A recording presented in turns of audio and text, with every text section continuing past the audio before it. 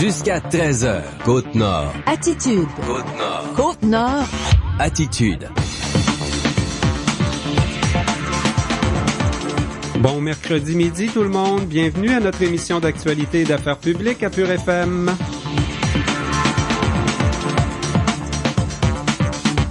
Jean Saint-Pierre et Valérie Dionne en co-animation à Côte-Nord Attitude. On s'en vient bon, hein? Après 2 semaines ensemble là, de pratique la semaine dernière. Là, c'est une petite semaine pour toi. Ça va être ta seule collaboration le midi. Oui. Ce qui n'empêche pas qu'on t'entend en masse à la radio à d'autres temps. Tout à fait. Et tu sais, probablement que les gens sont tous dans le même panier, mais quand c'est une semaine de 4 jours au travail, habituellement, ça nous ajoute de l'ouvrage. Ben oui, c'est ça, hein, la tâche est plus lourde. Hein? Voilà. Des fois, il faut faire ce qu'on faisait dans une semaine normale en dedans de 4 jours. Est-ce que tu as hâte à l'été, Valérie? Moi, je me peux plus qu'on soit l'été. Non, mais tu sais, en fin de semaine, il a tellement fait beau. J'avais le goût de sortir tout mon linge d'été puis de ranger les chandails plus chauds puis les pantalons longs dans le garde-robe, dans le fond du garde-robe. Finalement, je l'ai pas fait, heureusement, parce que ça fait 2 jours que c'est un petit peu plus frais. Mais tu sais, je pense que je suis pas la seule à avoir bien hâte à l'été. Oui, chez Météo Média, on dévoile l'aperçu de l'été aujourd'hui et le communiqué est titré « À quand les sandales et les lunettes de soleil pour les Québécois et les Canadiens. » On va parler avec un météorologue à 12h15. Il va nous traduire ça pour chez nous, là, à Sept-Îles qui Port-Cartier. Ce qu'on dit dans le communiqué, justement, c'est que l'été va être très différente d'une région à l'autre au Québec cette année. Alors, on veut vraiment avoir les précisions, là. Qu'est-ce qu'on prévoit pour Port-Cartier, Sept-Îles et la Côte-Nord cet été? Avec Bertin Ossonneau, il est météorologue chez Météo Média. On publie donc l'aperçu de l'été. Ça veut dire, on voit venir d'avance, là, juin, juillet et août. C'est sûr qu'on utilise des termes un peu plus vagues, hein. On peut pas dire à quelle heure, telle date, il va faire quelle température, mais quand même, on a un aperçu intéressant comme ça du côté de Météo Média qui s'en vient. On le traduit pour Sept-Îles Port-Cartier dans quelques instants. On va parler du gala annuel du réseau du sport étudiant. Ça a eu lieu du côté de Port-Cartier en fin de semaine dernière. En fin d'année scolaire, comme ça, on prend le temps d'honorer des sportifs, honorer des jeunes aussi qui vont avec la conciliation là entre les études et le sport. On sait que dans certaines disciplines, on est bien développé sur la Côte-Nord. On connaît notre expertise, la qualité de nos entraîneurs en volleyball, en badminton notamment. Alors, on va parler de tout ça, l'évolution aussi dans le temps des galas annuels et du réseau du sport étudiant, puisque l'ancienne directrice sera avec nous, Yvette Cyr, de même que celle qui a pris la relève au bureau là à l'école Jean du Nord du réseau du sport étudiant du Québec pour la Côte-Nord. Cindy Honzel également sera avec nous. Donc, vers 12h25, on parle du réseau du sport étudiant. Il y avait de la belle visite hier au Cégep de Sept-Îles. Madame la ministre qui était là, la ministre en titre pour l'éducation supérieure. Ça veut dire pour le Cégep, c'était très concret, là. Ouais. Surtout qu'elle a pris le temps de s'asseoir avec les gens. Une longue réunion de 4 heures avec l'ensemble de la direction du Cégep de Sept-Îles. On va rendre compte de cette rencontre-là, de ce qui s'est passé. Il y avait un point de presse, justement, après les discussions qu'il y a eu. La ministre avait confirmé des subventions, mais on parle aussi des autres projets futurs du Cégep de Sept-Îles. Hélène David, des extraits de son point de presse, elle est ministre de l'Enseignement supérieur, et Donald Bérère, le directeur général de notre collège ici à Sept-Îles. En fin d'émission, une chronique économique? Oui, tout à fait. C'est la chronique Bonne Nouvelle économique présentée par la Caisse d'économie des jardins des mines, métaux et services publics Côte-Nord, qui habituellement est le lundi, mais le lundi, c'était congé. Donc, on a remis ça à mercredi avec Steve Chappado qui va venir nous parler de cette annonce qui a été faite la semaine dernière, si je me trompe pas, avec Champion Iron Mines, un financement de 40 millions de dollars. Donc, lui va nous démystifier ça, si on veut. Comment ça s'est fait, ce financement-là? Comment on en est venu à ce montant-là? Comment sera dépensé l'argent aussi? Et qu'est-ce que ça comment ça s'inscrit en fait dans le redémarrage de la mine du Lac-Bloom. Donc, on pourra vraiment là avoir plus de renseignements là-dessus avec Steve Chappado en fin d'émission. Vers 12h50, donc Steve Chappado pour la nouvelle d'intérêt, il sera avec nous. Et ben voilà, c'est ce qu'on a à vous offrir au menu ce midi à Côte-Nord Attitude. Avant cette série de 4 entrevues sur nos ondes, on vous propose à l'instant un bulletin d'information régionale. Actualité Pure FM.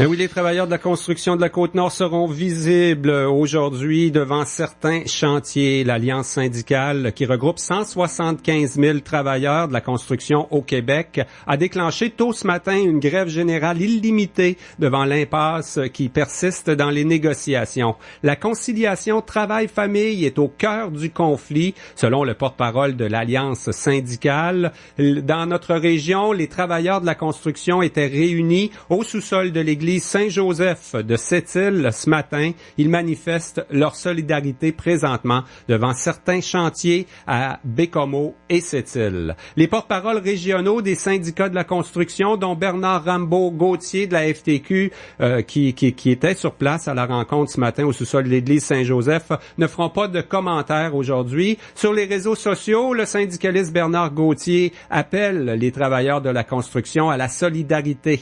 Il se dit prêt à aller au bat pour défendre les familles qui dépendent de cette industrie. Le vote de grève pour la Côte-Nord a été approuvé à plus de 99%. L'Alliance syndicale prétend qu'elle a négocié de bonne foi jusqu'à la dernière seconde au cours de la nuit dernière pour tenter d'en arriver à une entente. Elle reproche aux entrepreneurs en construction du Québec de s'entêter à conserver des demandes déraisonnables. C'est la deuxième grève générale des travailleurs de la construction au Québec en 4 ans. Les travailleurs sont invités à se mobiliser pacifiquement à l'entrée de plusieurs chantiers partout au Québec.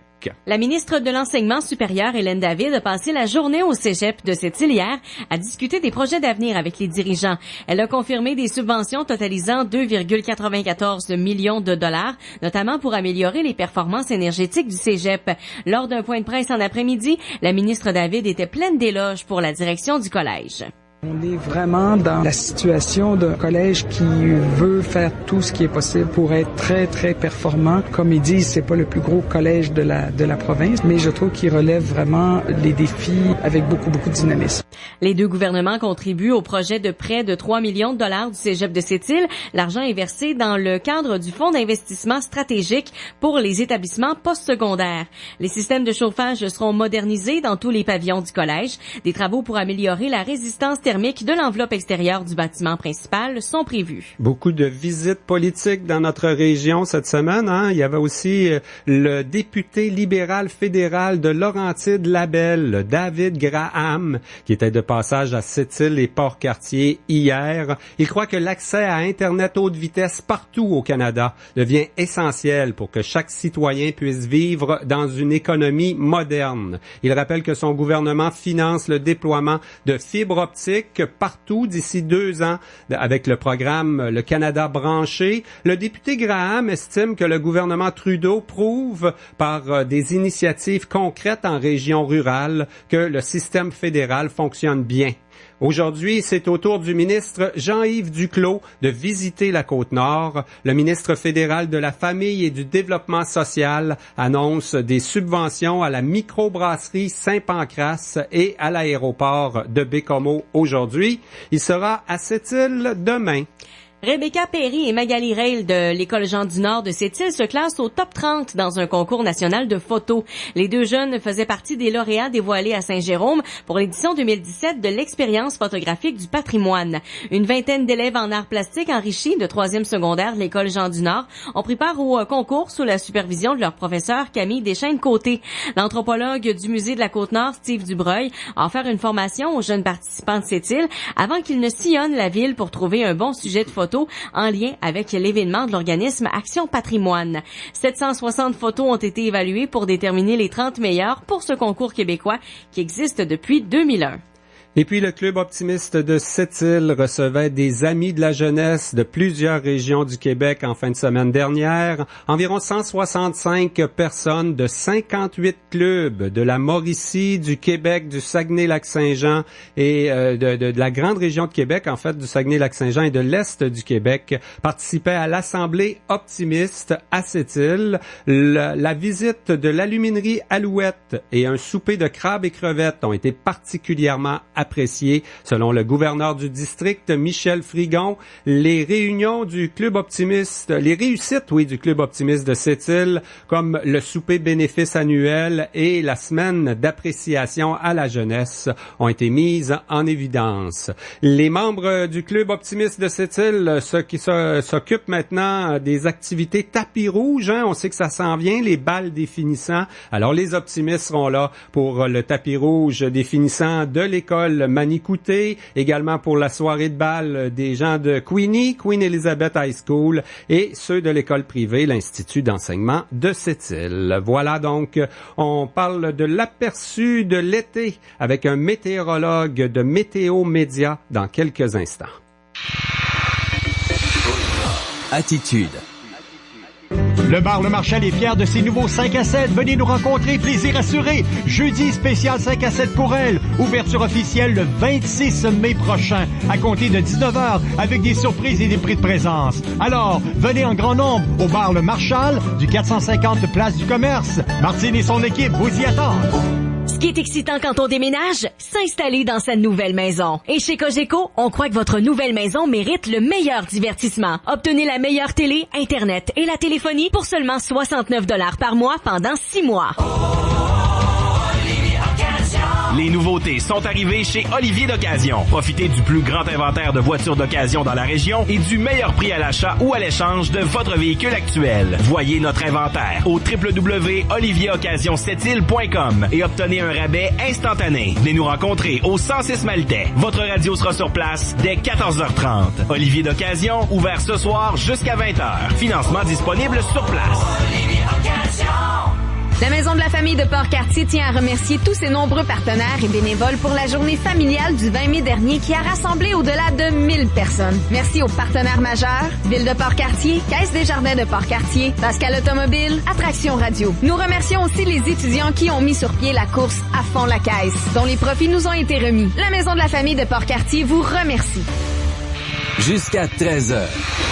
Côte-Nord. Côte-Nord. Attitude. Pure FM 94.1. Et qu'un 24 mai comme ça, on a hâte à l'été, Ben hein, oui. surtout quand on vit sur la Côte-Nord. Quand même pas un printemps si détestable. Non, Cette année, ça on me va semble quand qu'on est même en bien. avance sur l'an dernier pour la chaleur, là. Mais on va surtout parler de l'aperçu de l'été de Météo Média. Ça a été publié ce matin. Pour nous en parler, un météorologue est avec nous, Bertin Ossonon. Bonjour, Monsieur Ossonon. Oui, bonjour à vous. Ça va bien? Vous êtes à Montréal. Nous, on est un peu plus au nord. Ce qu'on dit dans le communiqué de Météo Média, justement, c'est que la situation, la météo peut être très différente cette année d'une région à l'autre, hein? Exactement, ça va être très différent. De façon générale, quand on prend tout de suite tout le Québec, là, on dit oui, ça va être un été qui sera pas spectaculaire, mais quand on s'en va plus vers la côte nord, on devrait se maintenir avec un été normal, par exemple. Un été normal. Bon, ouais. Avant peut-être de parler de l'aperçu comme tel, on n'a pas eu nécessairement un hiver normal, nous autres, hein? Je sais pas si on peut voir des statistiques, là, mais de la neige, on en a vu pas mal. Ça affecte le printemps quand il y a beaucoup de neige à fondre aussi, là. Les pluies, les vents, ce qu'on a connu comme printemps, c'est un petit peu lié à l'hiver aussi, hein? Exactement. Ce qu'on a connu au printemps, là, c'est vraiment tout droit lié à l'hiver. Pourquoi? Comme vous avez remarqué chez vous, il y avait quand même pas mal de neige et donc ça a pris du temps à fondre. Et lorsqu'il y a eu des perturbations qui sont remontées vers le secteur des maritimes et l'est de la province et donc la côte nord, on a eu beaucoup de pluie. Combinant tout ça, ça a créé pas mal de problèmes, exactement, oui. Oui. Il reste que nous, à Sept-Îles, Port-Cartier, là, on est pris entre terre et mer, hein. On est sur le littoral. D'un côté, il y a une grosse masse d'eau qui, au printemps, reste froide un petit bout de temps. C'est quand même tellement volumineux que ça prend du temps à réchauffer, puis à nous envoyer de l'air chaud. Même chose pour le nord, mais on semble en avance cette année pour les degrés, là. C'est un petit peu plus chaud, non? Ouais, si on regarde quand même les derniers jours exactement, donc on est quand même un peu plus au-dessus des normales si on se compare à ce qu'on doit avoir normalement. Mais de façon générale, l'air quand même plus frais reste quand même pas mal au nord vers le secteur du Groenland. Pour l'été, là, ça va être vers Terre-Neuve encore. Donc vous, on doit quand même profiter des belles conditions encore. Bon. Et là, on parle de l'aperçu pour l'été. L'été, c'est juin, juillet, août, pour 3 mois, puis on regarde quand même pas mal d'avance. Est-ce qu'on se peut se fier à ce que vous allez nous dire, Monsieur Osobon? On a quand même des données scientifiques pour prévoir un peu d'avance. Oui. On regarde les tendances à long terme, par exemple, les années antérieures. Par exemple, là, on a regardé la circulation atmosphérique, à quoi ça ressemblait dans les années passées, et puis la circulation climatique générale sur la planète. Tout ça permet de faire une prévision pour donner une tendance à long terme. Donc on peut se fier, c'est une tendance, c'est pas de façon plus précise là, mais au jour le jour, les gens nous reviennent pour savoir c'est quoi qu'il va faire par exemple. Oui, d'ailleurs en dedans de 24 heures, 48 heures, là, quand on regarde sur le site météomédia.ca, là, on est quand même très efficace à court terme. Ah ouais, on essaie de travailler fort pour produire des bonnes prévisions pour nos compatriotes québécois et donc pour ceux qui sont à la Côte-Nord aussi. Merci. Et en ouverture d'entrevue, vous nous avez parlé d'un été normal. Rappelez-nous, qu'est-ce que c'est la normalité là pour une région comme Sept-Îles, Port-Cartier, des pluies venteux quand même, on a toujours quand même pas mal de vent. Oui, si on regarde en termes de température, nous avons sorti que pour le secteur de la Côte-Nord, les températures vont osciller autour de 14 degrés de jour et de nuit, tout combiné pour les 3 mois. C'est-à-dire que, comme l'année dernière, là, on a eu autour de ces températures-là, donc on va se situer tout près de ces valeurs-là pour les températures.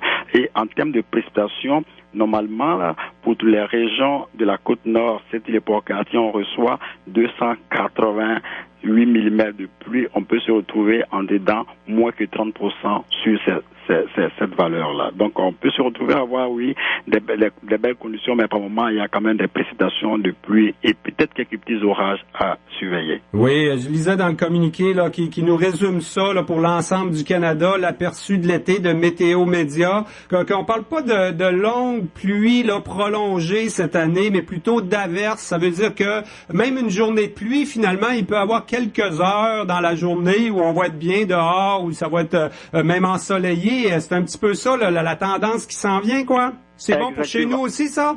Oui, ça c'est vraiment bon pour les secteurs un peu plus de la Côte-Nord, peut-être même pour pas mal de régions qui sont sur la rive nord du fleuve, parce que pour la Côte-Nord, on n'est pas vraiment dans la trajectoire des systèmes qui peut être un peu actifs. Là, si on se compare dans la vallée du Saint-Laurent, surtout de Montréal jusqu'au Bas-Saint-Laurent.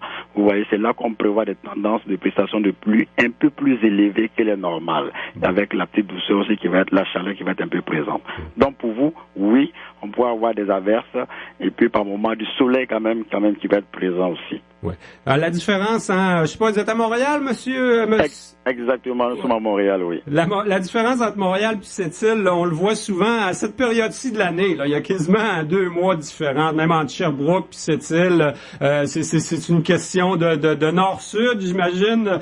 Par contre, quand on arrive en juillet, chez vous, à Montréal, c'est trop chaud souvent, des canicules puis tout ça. Nous autres, on est bien sur le bord de la mer là, en juillet, souvent. Là, c'est un petit peu ça que vous allez connaître aussi en ville, là, du temps trop chaud en juillet?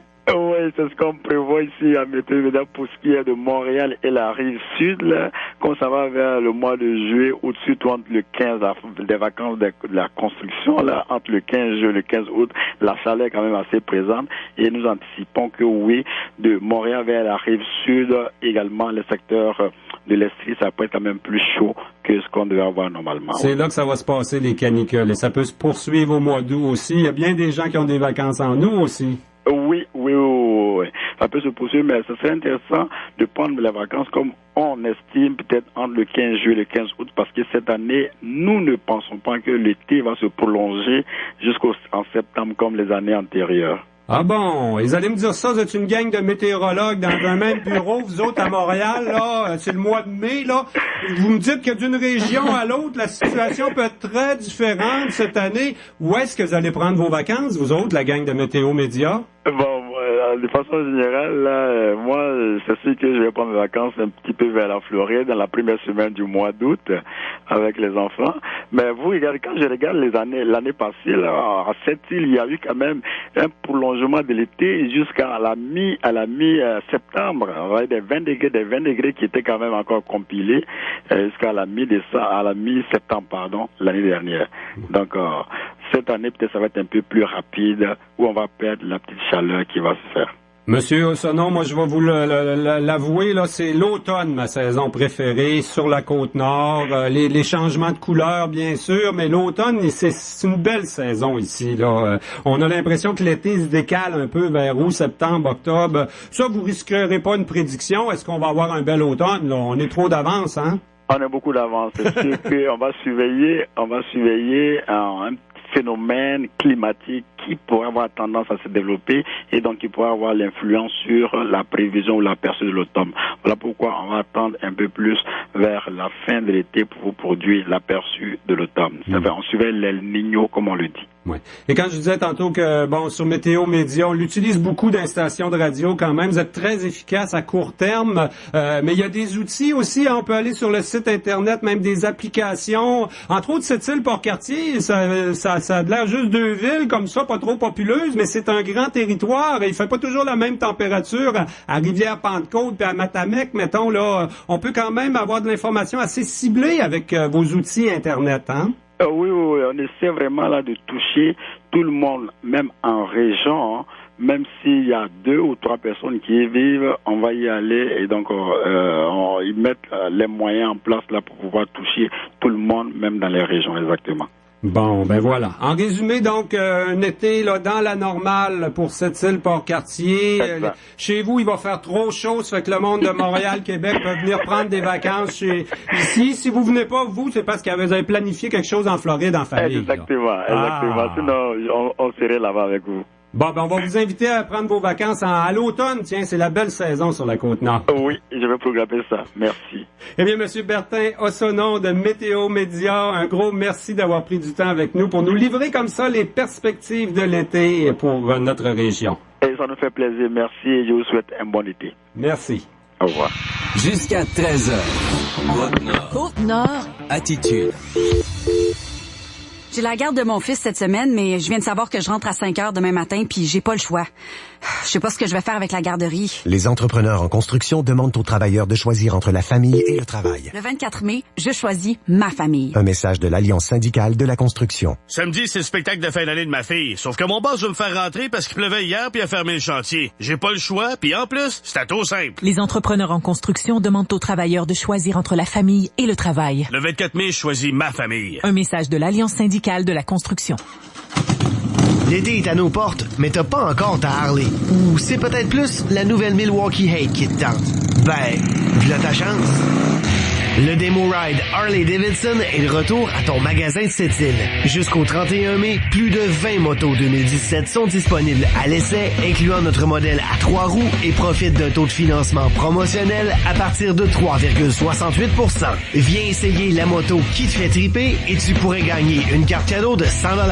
Hot dog et rafraîchissement t'attendent ainsi que des rabais surprises sur les vêtements et les accessoires. Plus qu'une simple moto, plus qu'un passe-temps, c'est un mode de vie. Venez vivre l'expérience Harley-Davidson à votre concession de Sept-Îles au 1008 Boulevard L'Or, 88 960 0111. Vêtements de protection et permis obligatoires. Bonjour, mon nom est Michel Delavance de Sept-Îles Honda.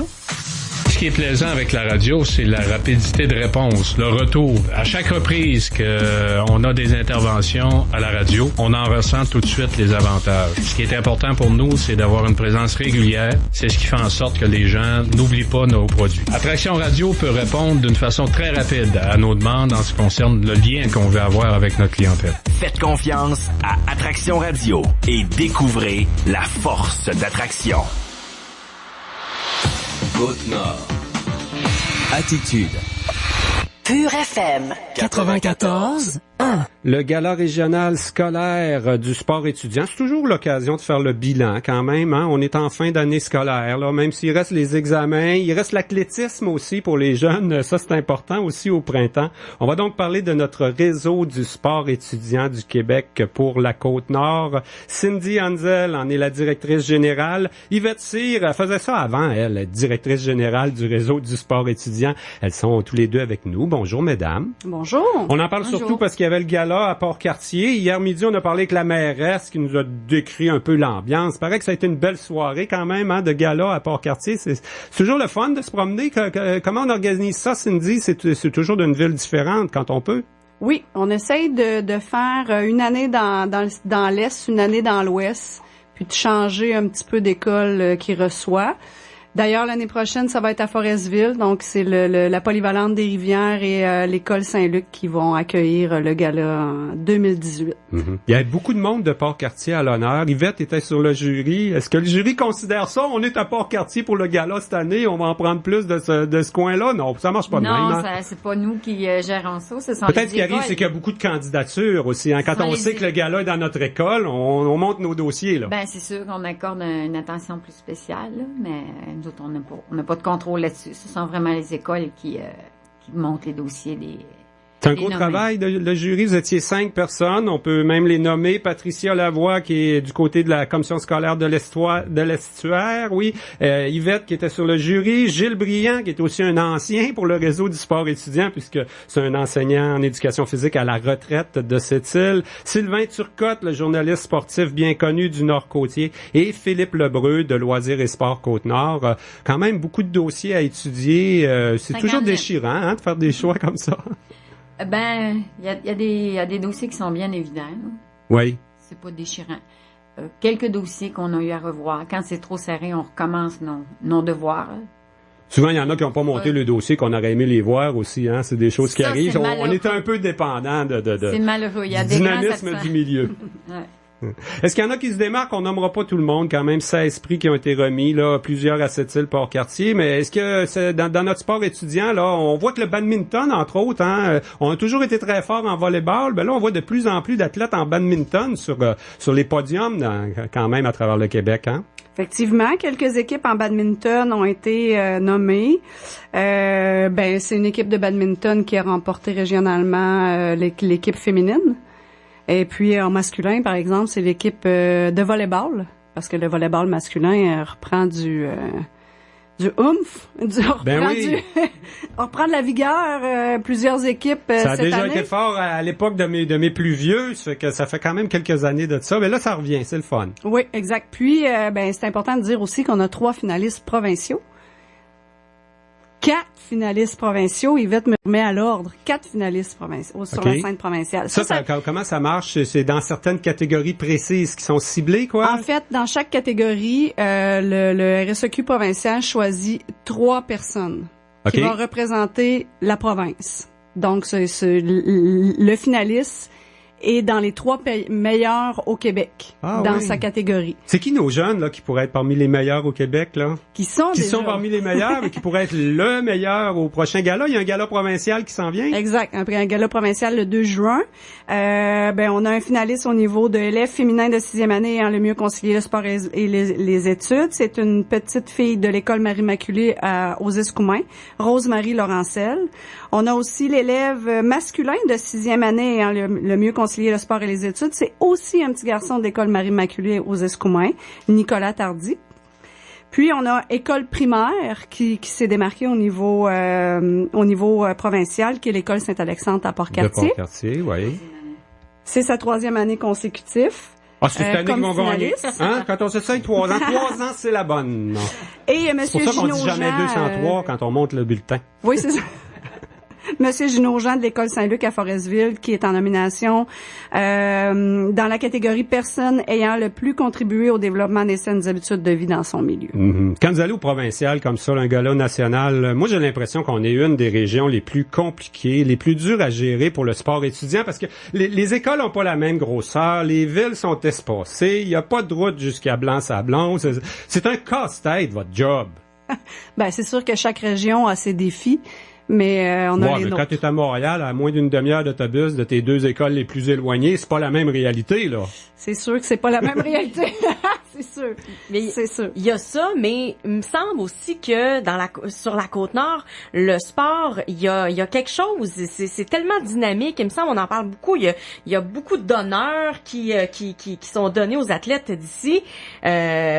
y a-tu comme de quoi dans l'eau qui fait que ça va si bien qui fait qu'on performe? C'est ça. Ben, je sais pas si c'est une genre de promotion ou si les gens, tu sais, ce qu'il faut savoir aussi, c'est que nos athlètes, ce sont tous les mêmes, hein. Ce sont des multisports, nos athlètes, souvent. nos étudiants athlètes. Ils font majoritairement tous les sports qui s'offrent à eux sur la Côte-Nord, là. Fait que ça, c'est une différence aussi par rapport aux autres régions. J'espère que vous avez pris le temps de le faire à Port-Cartier vendredi soir, là, mais on parle des jeunes dans un réseau du sport étudiant parce que c'est eux autres qui sont au cœur de l'organisation, mais les adultes qui s'impliquent, là, il y a des bénévoles, il y a des gens que c'est dans leur tâche aussi, là, des professeurs qui font qui enseignent le volleyball ou qui entraînent au volleyball ou des choses comme ça, mais il y a quand même bien des adultes qui encadrent tout ça, puis c'est précieux leur travail. Oui, c'est sûr. Puis c'est pour ça qu'on a des catégories comme entraîneur de l'année, et puis on a des catégories comme les écoles aussi, parce que souvent ils ont c'est ça comme tu dis, ils mettent du personnel à la disposition, ils forment des comités organisateurs pour l'organisation de différents événements, comme des championnats, des rencontres de ligue, le gala. Je peux pas passer sous silence toute l'organisation avec le centre éducatif Labrie cette année, le comité organisateur qui a fait un travail hors pair avec l'événement de vendredi dernier là. C'était super. Et là, c'est pas l'année scolaire est pas finie, hein, on se garde toujours. On a un calendrier bien structuré au réseau du sport étudiant. On commence d'habitude pour que dès la rentrée scolaire, qu'on fasse bouger les jeunes. Là, on part avec le cross-country. Puis en fin d'année, c'est l'athlétisme. Hein. Ça s'organise. Là, on est à l'entraînement pour il y a un championnat régional sûrement qui s'en vient. En fin de semaine à Bécomo. La neige est finalement partie, donc on va pouvoir faire le championnat. Les jeunes vont pouvoir s'entraîner dehors les quelques jours qui restent. Puis cette année, on a un record de participation. On est rendu à 516 inscriptions. Puis aujourd'hui, là, c'est la date limite des inscriptions tardives qu'on appelle. Là, donc, jusqu'à minuit ce soir, là, on recevra les inscriptions tardives. Mais jusqu'à maintenant, c'est vraiment un record de participation. On n'avait jamais topé le 500, si je me trompe pas, à Yvette. Hein? 486 l'année passée. Oui. Et une des choses, justement, ça, c'est des sports individuels, hein, comme l'athlétisme. Ça permet à tout le monde, même les plus petites écoles, c'est une des difficultés. Il y a des jeunes au secondaire à Longue Pointe de Mingan, mettons, là, dans une école primaire, secondaire, les jeunes de la Basse-Côte-Nord. C'est dans ces disciplines-là, on est capable de les avoir. Hein, quand on peut les déplacer. Effectivement, c'est souvent au championnat d'athlétisme où on voit les jeunes de Blanc-Sablon de la Basse-Côte-Nord, là, au niveau du littoral, là, ils ont une plus grosse manne. Le Fermont aussi amène beaucoup d'athlètes en athlétisme puis ils performent. Bon. Et puis là, il reste quelques équipes. Il y a encore des championnats provinciaux où tout est passé là au niveau des compétitions à l'extérieur. Il reste le soccer, je pense aussi, hein? Non, le soccer, c'est terminé aussi. Il reste le championnat provincial d'athlétisme. Puis toi, il reste la compétition avec le Grand Prix. Ça s'en vient aussi. T'es pas trop nerveuse? Oui, très avant nerveuse. Le Grand Défi, parce que Cindy Hanzel, elle va en patiner, en pédaler un coup très, très bientôt au Grand Défi Pierre Lavoie. Effectivement, je vais pédaler... en fait, c'est 1000 kilomètres, là, mais pour moi, pour mon équipe, je vais faire un petit peu plus que 200 kilomètres là, au total. Puis là, ça fait pas tellement longtemps qu'on pédale dehors, on va se le dire. Donc, effectivement, c'est stressant. Oui. C'est stressant. Puis il y a des jours de grand vent où c'est moins le fun d'aller pédaler dehors. On l'a vu il y a 2 semaines. Vous voyez, par exemple, ça met en forme. Yvette, ça fait combien d'années que t'es associée au réseau du sport étudiant? T'as fait ta carrière au réseau, finalement? 33 ans. 33 ans. Ça a beaucoup changé, hein, en 33 ans. Il y a eu plein de tentatives. Ça a bien évolué, d'après toi, le réseau du sport étudiant, avec les difficultés qu'on a, là, les particularités de la Côte-Nord? Très bien, parce que la population a diminué de presque 10 000 étudiants depuis le début de ma carrière. Puis les championnats arrêtent pas d'augmenter. Il y a le basket qui est un petit peu plus difficile de se faire ici, mais il y a toujours des creux de vagues. Je suis convaincue que dans 10 ans, ça va être revenu, là. Mais malgré tout ça, nos championnats augmentent. On est de mieux en mieux structurés. On est reconnu partout en région. La nouvelle image du sport étudiant, le RSEQ, frappe plus que les autres acronymes qu'on avait antérieurement. Mais là, t'es plus directrice générale, là, ça te fait rien de nous le dire. C'est sous-financé, le sport étudiant pour une région comme la Côte-Nord. Ils devraient considérer nos réalités, non? Vous en donner un petit peu plus pour, je sais pas, moi, déplacer ceux qui ont pas de route au moins, qui viennent faire des compétitions. C'est le fun, venir faire des compétitions. On le voyait, hein? Avec le Salon du Livre, là, pour les jeunes de la base Côte-Nord, venir à cette île, là, c'est leur voyage annuel, ça. Mm-hmm. Hein? Est-ce que c'est sous-financé, Yvette, le sport étudiant? Cette année, on a reçu quand même un bon financement. Tu t'occupes encore de l'administration? Oui, moi je fais l'administration de journée-semaine et ça me permet de garder le contact avec mon monde. J'adore ça. J'arrive à travailler le mercredi, toute heureuse de retrouver ma nouvelle directrice. Puis oui, c'est sûr que financièrement, c'est plus difficile, mais on a toujours réussi à faire des miracles avec peu. Mm-hmm. C'est ça qui est notre force, je crois. Le réseau des commissions scolaires nous soutient là-dedans aussi. En terminant, Cindy, une des choses que je remarque, entre autres, cette année, ça paraissait là dans les gagnants du gala, les écoles Innu sont de plus en plus présentes. Hein? C'est pas parce que j'ai un bon ami qui s'appelle Yannick Bouchard qui enseigne l'éducation physique à l'école Manikanetich, là, mais quand même, hein, d'abord Manikanetich, c'est une assez grosse école secondaire. Ils sont de plus en plus dans le réseau, les Innu. C'est le fun pour les réseaux de compétition quand même. Effectivement, c'est sûr. Puis l'école Manikanetich qui a gagné école de l'année 250 élèves et moins cette année au gala. Donc qui ont apporté beaucoup au niveau de la communauté étudiante, athlètes, les athlètes qu'on voit aujourd'hui, qu'on voyait pas dans le réseau avant. La création de l'image de l'image de marque de l'école, le sentiment d'appartenance et tout ça est créé. C'est génial, c'est super. Ça renforce notre réseau finalement. On va chercher tout notre monde. Hein? On a beaucoup de communautés Innu, c'est des écoles, puis il faut qu'ils bougent eux autres aussi. Et c'est notre réalité, hein. C'est ça. Il faut qu'ils bougent aux autres aussi, tout à fait. Faut que c'est important. Les saines habitudes de vie aussi, c'est important, pas juste bouger, mais bien manger. Donc c'est ça. Ouais, je pensais que ça allait vous amener plus de fonds, qu'on en parle depuis 10 ans des saines habitudes de vie, mais au niveau du sport étudiant, comme tu le dis, c'est souvent du monde déjà convaincu qui s'inscrivent au volleyball, au badminton, puis qui sont des sportifs, là. Oui, ben c'est ça, comme je le disais tantôt, c'est souvent les mêmes athlètes qui font l'ensemble des sports. Donc, ils sont habitués. Quand on crée une nouvelle discipline, souvent, ils vont jouer soit au basket déjà ou ils vont jouer, parce que là, on a le hockey qui vont s'en venir aussi, là. Donc, les jeunes, souvent, ils jouent déjà au basket ou ils jouent déjà au football. Ils connaissent le réseau. En même temps, on fait plein d'activités pour faire bouger les autres, hein, comme peau de banane au secondaire. Pelure de banane. Au secondaire, puis au primaire aussi. Défi-moi je croque. Ouais. Eh bien, Cindy Hanzel, directrice du réseau du sport étudiant du Québec pour la Côte-Nord. Yvette Cyr, ancienne directrice et toujours administratrice. Un gros merci pour votre passage à Côte-Nord Attitude ce midi. Merci. Vous écoutez Côte-Nord Attitude, en direct du studio C'est-il Embellissement Nutri de Côte-Nord. Salut. Faites-vous la livraison de fleurs ici? C'est pour... Tu me l'es pas. T'as une nouvelle blonde. Ben non. T'es ben dans amour. Vous venez d'aménager un appart, pis t'as eu un bourgeon de bon prix pour ton assurance. Fait que tu veux remercier ton agent Wawanessa. Pas pire, la madame, hein? C'est ça. En ce moment même, chez Wawanessa Assurance, vous profitez des assurances locataires et condos à partir de 17 $ par mois seulement. Appelez-nous ou faites votre soumission en ligne dès maintenant à wawanessa.com. Wawanessa, la grande assurance à petit prix. La prévente des passeports du Vieux Quai en fête à Louette se termine le 4 juin. Faites vite! Régulièrement vendus 40 $, ils vous sont offerts à 35 $ pour les aînés et les étudiants. Vous pouvez vous les procurer directement à la salle de spectacle Jean-Marc Dion ou en ligne au www.spectacle-7-il.com. Je vous rappelle que c'est gratuit pour les 12 ans et moins. Le Vieux Quai en fête, c'est une occasion de découvrir et de festoyer. Nous vous attendons en grand nombre pour faire de cette 24e année un succès retentissant. En mai, c'est chez Pascal Automobile que ça se passe.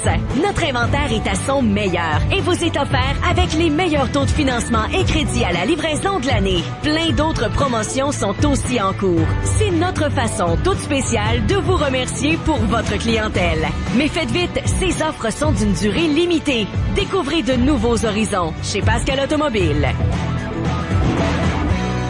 Jusqu'à 13h. Côte-Nord. Côte-Nord. Attitude. Pure FM. 94.1. Valérie, la ministre de l'Enseignement supérieur, Hélène David, a eu de belles rencontres hier avec la direction du Cégep de Sept-Îles. Elle a, au terme d'une rencontre qui a duré plus de 4 heures, là, avec les dirigeants du collège, elle a annoncé d'abord des subventions. Le fédéral et le provincial s'impliquent. 2,940 000 $ au total. Le Cégep met également un petit montant là pour des nombreux travaux qui sont déjà commencés d'ailleurs sur les bâtiments du Cégep. On va changer tous les systèmes de chauffage entre autres. Donc la ministre a réalisé un point de presse, de même que le directeur général du collège de Sept-Îles après cette longue rencontre avec les dirigeants où on a surtout discuté des projets d'avenir, du succès du collège également dans certains domaines comme la formation des Autochtones, la recherche également. La ministre Hélène David nous parle d'abord des informations, des subventions confirmées hier et des travaux qui seront réalisés. Tout de suite après, quelques commentaires et précisions de la part du directeur général du Cégep de Sept-Îles, Donald Bérère, concernant les discussions avec la ministre, les travaux en chantier et les projets d'avenir du collège. On écoute donc des extraits du point de presse d'hier. Hélène David, ministre, Donald Bérère, directeur du collège. Je suis très heureuse d'annoncer ça. 2,9 millions au total. Donc, une participation du collège qui est à peu près de 230 000 $ et le reste, 1 320 000 pour le fédéral, 1 420 000 pour le provincial. Alors, on est très heureux. Plus de 300 000 $ pour les aménagements de locaux pour technologie minérale. On sait à quel point technologie minérale dans la région aussi, c'est quelque chose qui est important, avec des équipements aussi que j'ai eu le privilège de visiter. C'est assez impressionnant. Donc, les étudiants, semble-t-il, vont être au rendez-vous et je peux vous dire une chose, c'est qu'ils vont être très, très bien formés, avec des équipements de pointe, exactement selon les attentes des entreprises. Et tout ce que j'ai visité ici est vraiment très, très, très bien arrimé aux besoins des différentes entreprises. Quand on voit tout ce qui s'est passé au Cégep ici depuis 2005, vraiment, il y a eu beaucoup de choses. M. Bérère a parlé du dernier programme d'infrastructure en 2008-2009 qui a donné lieu à ArcelorMittal. Il y a Lucas qui est venu s'installer, que je m'en vais visiter justement, avec une très belle synergie entre le Cégep et l'université, ce qui est tout à fait souhaitable et devrait être comme ça un peu partout à travers le Québec. Donc, il y a eu beaucoup de nouveaux pavillons. Il montrait la photo qui est derrière moi où il dit c'est une vieille photo, il y avait pas les résidences étudiantes, il y avait pas tel pavillon. Alors oui, ils ont d'autres projets, des projets liés aussi à la recherche et on a ici un collège très, très, très intéressé par le côté recherche. Et quand j'ai été au centre, au CCTT, et j'ai rencontré ces étudiants français qui viennent pendant 3 mois faire des stages sur des panneaux solaires très intéressants et puis qu'ils ont un nouvel institut de recherche aussi en environnement, santé des populations. Je trouve qu'ils ont vraiment un très beau dynamisme et ils lient beaucoup la formation à leur centre de recherche. Alors, évidemment qu'ils ont des projets stimulants.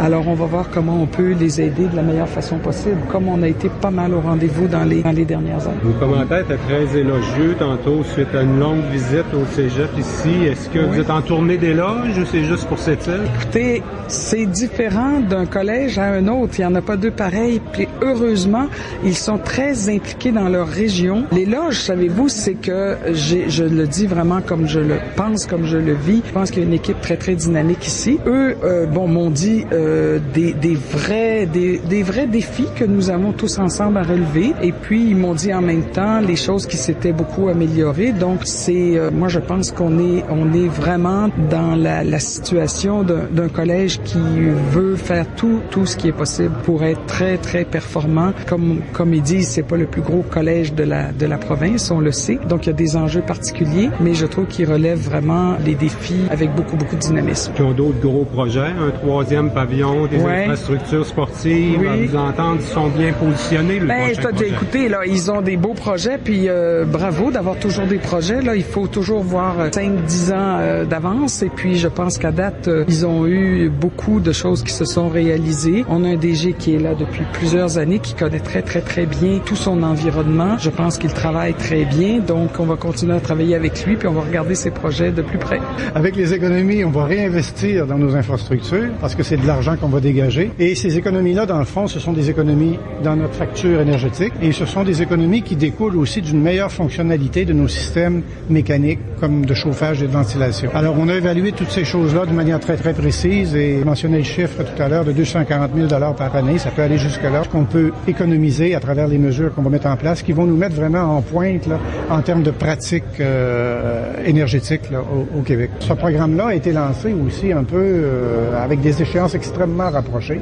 Alors, il fallait avoir un projet prêt, mais ça nous met définitivement leader en matière de pratiques énergétiques, là, et on va le faire en utilisant pas mal notre expertise à l'interne au niveau de notre centre de transfert, parce qu'on est déjà beaucoup dans l'énergétique au niveau de notre centre de transfert. Je pense que ça sert aussi de vitrine pour d'autres établissements pour adopter des pratiques similaires. Alors, de ce point de vue-là, de dire qu'on est un leader là-dedans, c'est pleinement justifié, oui.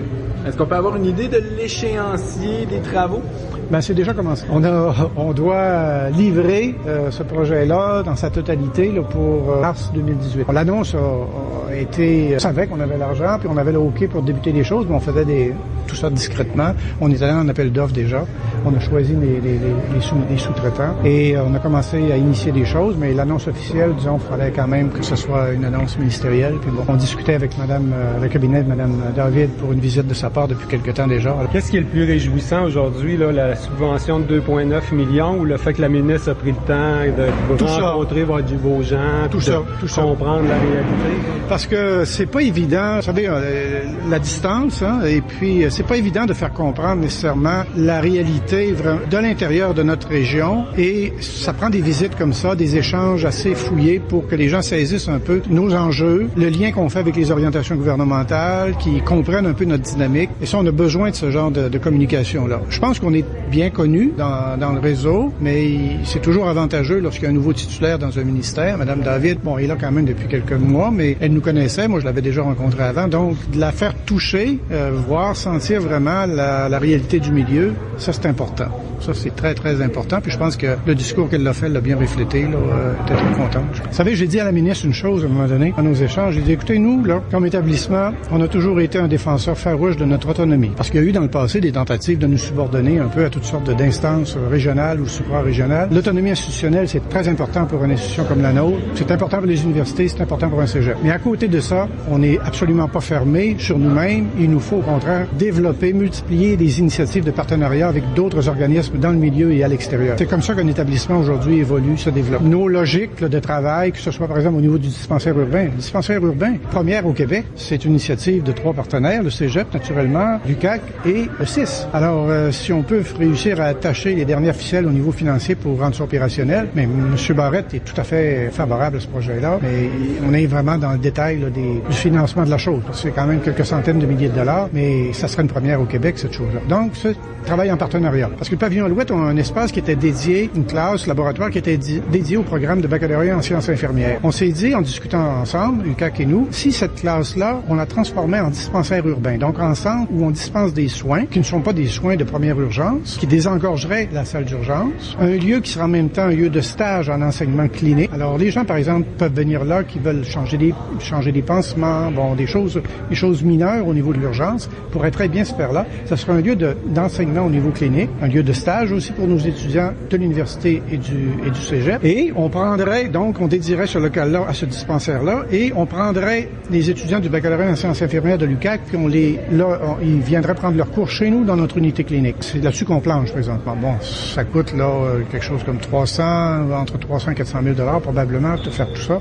Bon, il nous reste cette ficelle-là attachée, et on aura, si on réussit à faire ça, on aura vraiment vraiment une initiative là, innovatrice, là, une première au Québec. Là. Ça soulève vraiment l'assentiment, l'enthousiasme du ministre, de l'équipe aussi du CIS, mais il nous reste à attacher ces ficelles-là. Dans le contexte budgétaire, tous ces petits détails-là sont difficiles là, présentement, mais on a confiance. Là. Je pense que l'accueil est positif. Et c'est un projet, dans le fond, entre partenaires. Alors, on peut pas faire les choses tout seul, il faut vraiment travailler conjointement avec nos partenaires institutionnels et privés aussi. C'est comme ça qu'on a fait Vous savez, le pavillon Alouette, là, c'est quand même de convaincre une entreprise de faire un investissement de 10 millions dans une infrastructure publique, on le fait. Mais Dieu sait qu'on en avait besoin de cette chose-là. Puis on l'a fait dans un climat qui était très, très, très trouble, en quelque sorte. On se faisait accuser de tous les maux possibles et imaginables parce que, bon, on avait des doutes sur l'autre scénario. Mais aujourd'hui, je pense que ça se vérifie, c'était le bon choix, puis c'est bénéfique pour notre communauté. Mais c'est un travail entre partenaires. Attitude. J'ai la garde de mon fils cette semaine, mais je viens de savoir que je rentre à 5 heures demain matin, puis j'ai pas le choix. Je sais pas ce que je vais faire avec la garderie. Les entrepreneurs en construction demandent aux travailleurs de choisir entre la famille et le travail. Le 24 mai, je choisis ma famille. Un message de l'Alliance syndicale de la construction. Samedi, c'est le spectacle de fin d'année de ma fille. Sauf que mon boss veut me faire rentrer parce qu'il pleuvait hier puis a fermé le chantier. J'ai pas le choix, puis en plus, c'est tout simple. Les entrepreneurs en construction demandent aux travailleurs de choisir entre la famille et le travail. Le 24 mai, je choisis ma famille. Un message de l'Alliance syndicale de la construction. La nouvelle d'intérêt vous est présentée par la Caisse d'économie Desjardins des Mines, Métaux et Services publics Côte-Nord, fier partenaire du développement économique de son milieu.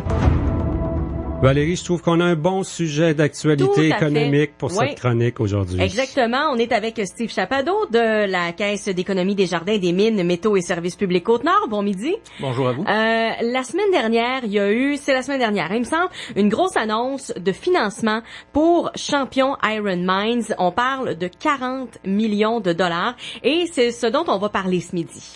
Oui, dans les faits, le financement est octroyé vraiment dans la filiale Minerais de Fer Québec où Champion Iron Limited détient le projet à 63% et le gouvernement du Québec, via Ressources Québec, possède le 37%. Donc, c'est un financement de 40 millions, financement temporaire pour permettre à l'entreprise de procéder dès cet été en fonction de la saisonnalité beaucoup plus. Certains projets pour l'évolution, pour le redémarrage au premier trimestre 2018. Donc, l'étape de procéder aux travaux dès cet été était cruciale parce que le projet aurait été retardé d'1 an. Donc, il aurait fallu procéder à ces mêmes travaux-là à l'été 2018 pour un démarrage en 2019. Donc, la grosse annonce de la semaine dernière, c'est que le projet, bien sûr conditionnel à que le financement global soit attaché, mais à tout le moins, un financement temporaire permet le démarrage de travaux qui ne peut se faire que pendant l'été. Là, 40 millions de dollars, c'est beaucoup d'argent. Ça vient de où, cet argent-là? Donc, la provenance des fonds, je ne sais pas si vous vous souvenez, il y a quelques chroniques, on vous parlait d'un ratio dette-équité d'à peu près 2-1 pour un projet minier. Le 40 millions était financé à peu près dans cet ordre de grandeur-là, 26 millions sous forme de dette et 14 millions de mise de fonds des actionnaires. Donc, les actionnaires, je vous le mentionnais, c'est Champion Iron Limited et Ressources Québec qui ont injecté chacun 14 millions selon le pourcentage de leur part. Et le 26 millions était financé par deux organisations principales, notamment la compagnie japonaise Sojitz, qui, elle, fait un prêt de 20 millions, et Ressources Québec, qui, en plus d'être actionnaire, prête un volet prêt aussi, prête 6 millions à sa filiale Minerais de Fer Québec, pour un total de 26 millions. Donc, c'est un total de 26 millions de prêts. Les deux prêteurs se sont entendus pour avoir un rang égal et ont pris une hypothèque sur l'ensemble des immeubles, des terrains, bâtiments et des équipements miniers pour garantir leur financement. Moi, en tout cas, quand j'ai lu le communiqué, j'ai vu la nouvelle, c'était le nom de la compagnie japonaise que je trouvais qui était au cœur de ça, qui était la bonne nouvelle finalement, parce que c'est un acheteur de minerais de fer. Il s'engage à acheter presque 40% de la production future de la mine du Lac-Bloom. C'est du concret, ça. Effectivement, parce que Sojitz, dans les faits, c'est le gros client de Minerais de Fer Québec. 3 millions de tonnes, c'est ce qu'on appelle dans le jargon un off-taker. Donc, c'est une compagnie qui de l'extérieur, achète justement un montant prédéterminé. Donc, il y a un engagement de 3 millions de tonnes par année qui représente effectivement 40% de la production. Et ça, mais Sojitz, Peut-être qu'il y a peu de gens qui connaissent ça au Canada, mais c'est une méga entreprise japonaise qui sont dans 13 secteurs d'activité. Oui. Je vous les mentionne. Tu as été voir sur le site Internet, c'était tous des symboles que tu comprenais rien. Ben, exactement. C'était les technologies de l'information, sont dans l'agriculture, dans les produits alimentaires, les pâtes et papiers, la construction, l'immobilier, les infrastructures, l'équipement de transport, la chimie et j'en passe. Mais surtout aussi dans les ressources naturelles. Sont dans les terres rares, dans le lithium, dans le charbon, même dans le chlore, mais sont très, très présents aussi dans le minerai de fer. Et actuellement, mais sont le plus important importateur au Japon de minerais brésiliens. Donc, sont surtout concentrés au Brésil, mais on voit que leur revenu au Canada leur permet de diversifier un peu plus leur source d'approvisionnement, parce qu'on sait que la mine du lac Bloom, c'est un minerai, parce que souvent, on attend les prix du marché à 62%. Ça, c'est le marché de masse. Mais il faut pas oublier que la mine du lac Bloom, c'est un minerai qui est à 66%. Donc, c'est beaucoup plus en fonction d'un marché de niche qu'un marché de masse. Donc, on voit que Sojitz a un intérêt aussi. Bon, je vous avance 20 millions pour vous permettre de procéder à vos travaux, parce que je suis intéressé par la suite, une fois que vous allez être en production, d'acheter votre minerai à raison de 3 millions de tonnes par année. Donc là, on a le 40 millions. Qu'est-ce qu'on va faire concrètement avec ça? J'imagine que Champion va pas placer ça. Là, on va la dépenser, cet argent-là? Exactement. En fonction de la saisonnalité, mais le gros du projet cette année, c'est pour améliorer le parc à résidus. Toute la gestion des résidus en tant que tel. Parce qu'actuellement, la roche qu'on retrouve sur la mine du lac Bloom, c'est une roche qui est binaire. Il y a de la silice et du fer. À peu près 2 éléments de silice pour un élément de fer. Donc ça arrive dans le concentrateur. Après, toutes les étapes de broyage, de concassage, de tamisage, ça arrive dans les spirales. Et le défi pour une entreprise minière, ça arrive comme du sable, c'est de séparer le fer de la silice. Je peux vous dire que c'est plus simple de prendre une pelletée de savon taille, de séparer les grains bleus des grains blancs. Là, ça, c'est très facile, ça se voit à l'œil. Mais quand on le fait là avec des millions de tonnes pour justement séparer ça, mais c'est un processus qui est assez complexe. Donc, pour générer à peu près 7 millions de concentrés, mais il faut broyer à peu près entre 20 et 25 millions de roches. Oh. Donc, si on a à peu près 7 à 8 millions qui se retrouvent en concentré, il y en a à peu près 15 à 20 millions qui se retrouvent dans les résidus. Et ça, actuellement, c'est qu'à la sortie du concentrateur, c'est que le Cliff opérait de façon à ce que ça soit fait de façon mécanique, soit un transport par camion, entre le concentrateur et le parc à résidus, ce qui donnait des allers-retours entre 5 et 10 km par voyage. Donc, imaginez-vous de transporter 15 à 20 millions de tonnes de résidus en camion. C'est excessivement coûteux. Donc, eux, ils vont s'apprêter dès cet été à installer un parc à davantage un système de pompage à la sortie du concentrateur 100% électrique.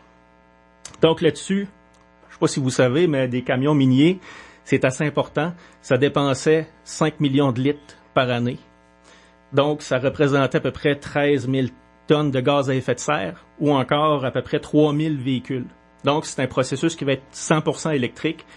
Donc, on voit que sous forme de coût, là, ça va être très important, mais aussi l'empreinte environnementale là, qui va être assez importante là, pour justement diminuer les effets sur l'environnement.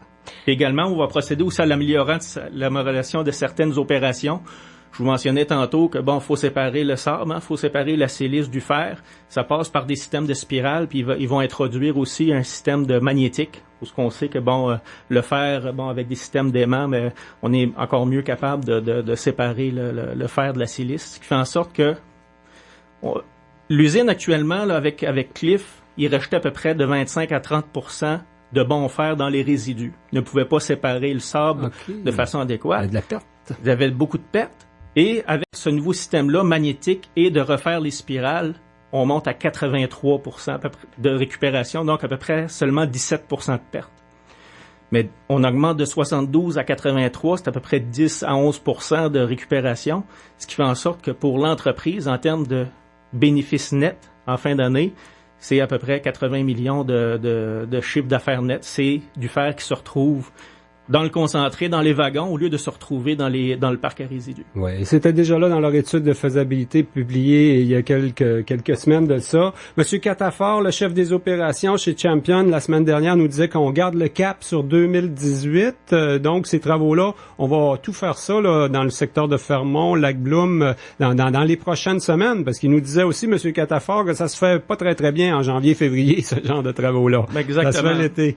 Mais si on essaie de traduire ça, Steve, en emploi, là, 40 millions qui vont se dépenser. C'est quoi? Il y a des PME de cette île sûrement qui regardent de proche les contrats, les choses qu'on peut faire là-dedans. Hein? Effectivement, parce que ce qui est annoncé, c'est environ 400 travailleurs qui vont être sur le site pendant l'été et ça se sépare à peu près 50. 400 travailleurs qui vont être sur le site au Lac-Bloom à Fermont cet été. Exactement. C'est bon, ça. 200 employeurs de Minerais de Fer Québec et 200 employeurs issus des différents sous-traitants. Ça veut dire qu'il y a des postes aussi de syndiqués métallos qui vont être affichés aussi, là? Ben oui, effectivement. L'entreprise aura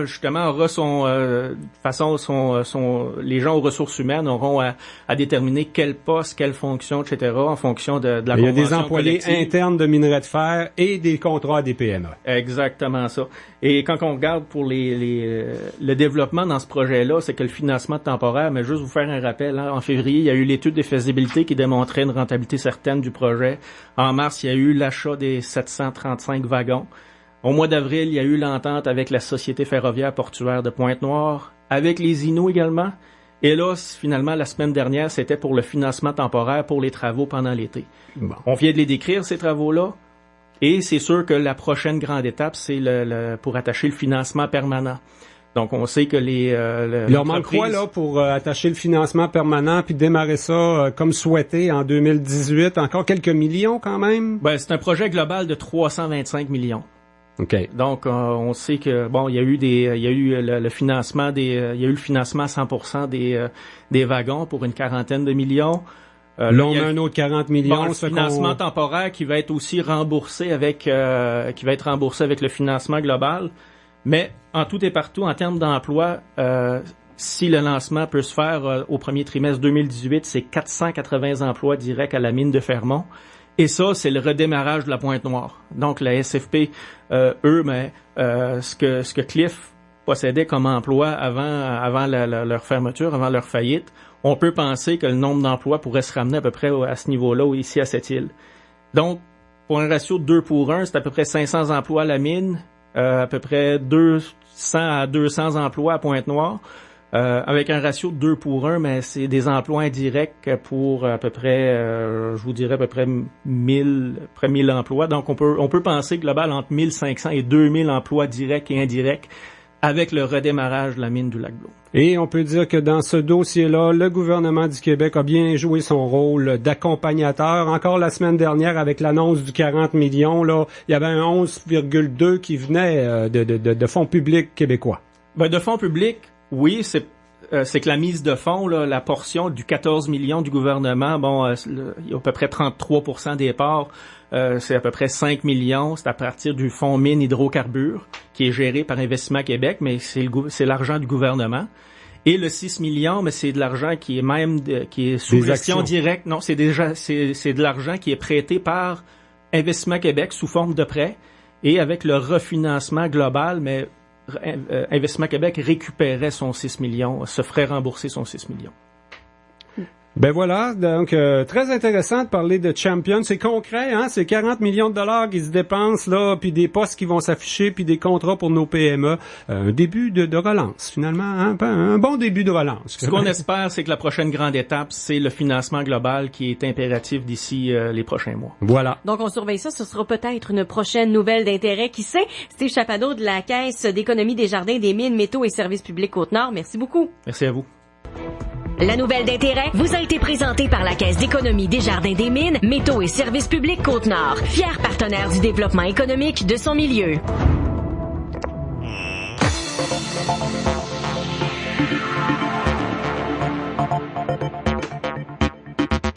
Ben Valérie, ça complète notre émission Côte-Nord Attitude. On sera là pour une dernière de la semaine. Demain, c'est jeudi. Et entre autres, le ministre Jean-Yves Duclos, qui est à Sept-Îles, il est à Bécomo aujourd'hui. Il est à la brasserie Saint-Pancras ce matin. Ben oui, beaucoup de visites de ministres cette semaine. Oui, demain, on sait qu'il vient au musée, mais on sait pas encore qu'est-ce qu'il annonce. Alors, c'est à suivre à Côte-Nord Attitude. On aura certainement des détails. Peut-être la voix d'un autre ministre. Au revoir tout le monde.